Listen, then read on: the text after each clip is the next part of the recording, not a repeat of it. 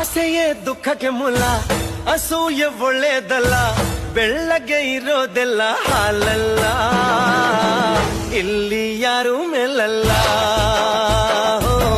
ನಮ್ಮನಿ ಮೇಲೂ ಕೇಳಿಲ್ಲ.